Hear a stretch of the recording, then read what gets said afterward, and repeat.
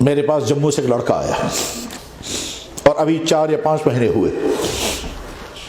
اس نے مجھ سے کہا کہ آپ نے کبھی جموں میں بیان کرتے ہوئے کہا تھا کہ پہلے زمانے میں دلی کے اندر کوئی طالب علم مسجد میں امام تھا اور وہاں کسی محلے کی خاتون نے اس کو اپنے گھر میں بلایا اور گھر میں بلا کر کے پھر اس نے سوچا کہ یہ گناہ کا کام مجھ سے کرے.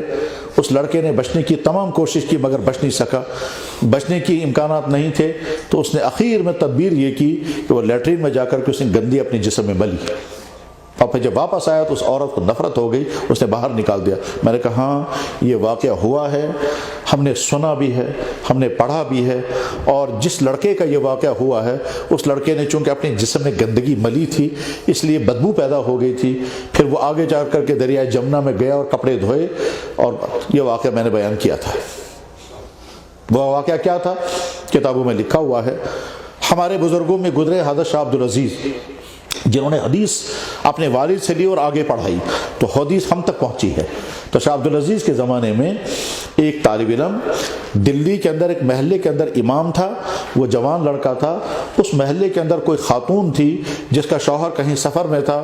وہ خاتون چونکہ کافی دنوں سے شوہر سے جدائیگی کی وجہ سے پریشان تھی اور ہو سکتا ہے اس کو اپنی پرائیویٹ ضرورت پورا کرنے کی بےتابی رہی ہو, اس لیے ایک خوبصورت جوان لڑکا اس کو اپنے گھر میں بلایا اور باہر سے گیٹ بند کروائے اور اندر لے جا کر کے اس نے برائی کرنے کے اشارے کیے. لڑکا پہلے تو سمجھا نہیں, اور جب سمجھ گیا تو اس کے بعد اس نے ارادہ کیا کہ میں یہ گناہ نہیں کر سکتا.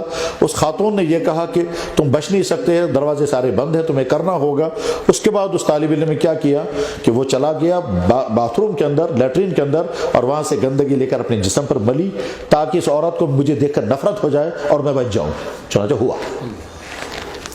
وہ جب وہاں سے نکل کر آیا تو عورت نے جو ہی دیکھا تو بدبو لگ گئی, اور بدبو کی وجہ سے اس کو بہت ہی نفرت کے ساتھ نکال دیا. یہ بیچارہ طالب علم سبق پڑھنے کے لیے نہیں پہنچ پایا. وہ دریائے جمنا کے کنارے گیا, اپنے بدن کو دھویا, اپنے کپڑوں کو دھویا, جلدی جلدی بھیگے ہوئے کپڑے پہنے اور سبق میں پہنچ گیا. تو جو ہی سبق میں پہنچ گیا تو پوری کلاس کے اندر خوشبو پھیل گئی. تو سارے لوگ کہنے لگے بھائی یہ کیسی خوشبو ہے.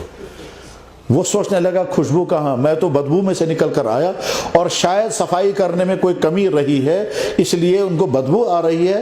اب وہ محبت کی بنا پر بدبو کے بجائے وہ کہتے ہیں یہ خوشبو ہے. جب سارے طالب علموں نے پوچھا تو آخر میں ان کے استاد نے اس سے پوچھا بھائی تم نے کیا عطر لگایا. اس نے کہا حضرت مجھے معافی دے دیں, میں نے عطر تو نہیں لگایا, بس کپڑے دھوئے ہیں, ہو سکتا ہے کہیں گندگی لگی ہو. اس کے بعد اگلے دن پھر وہی خوشبو, اگلے دن پھر وہی خوشبو, یہاں تک کہ یہ خوشبو اس کے جسم پر موت تک باقی رہی. اس کا نام ہی پڑ گیا خواجہ مشکی. میں نے یہ واقعہ کبھی بیان کیا ہوگا. یہ جو نوجوان جو میرے پاس آیا اس نے کہا ٹھیک یہی واقعہ میرے ساتھ ہو گیا. آج کے زمانے میں اس نے پھر اپنا واقعہ سنایا, جموں شہر میں کہاں میرے ساتھ ہوا, کہاں مجھے اندر لے جایا گیا, کہاں مجھے بدکاری کرنے پر مجبور کیا گیا, کہاں میرے ویڈیو فلم بننے لگی تھی, اور کس طرح میں نے اپنے آپ کو لیٹرین میں لے جا کر کے پہلے تو گندگی ملی اور اس کے بعد پھر لیٹرین کا دروازہ توڑ کر کے میں کس طرح باہر آ گیا. آج بھی اور یہی طالب علم مجھ سے کہتا ہے کہ مجھے 3 مرتبہ جناب رسول اکرم صلی اللہ علیہ وسلم کے خواب میں زیارت ہوئی, اور کالج کا لڑکا ہے.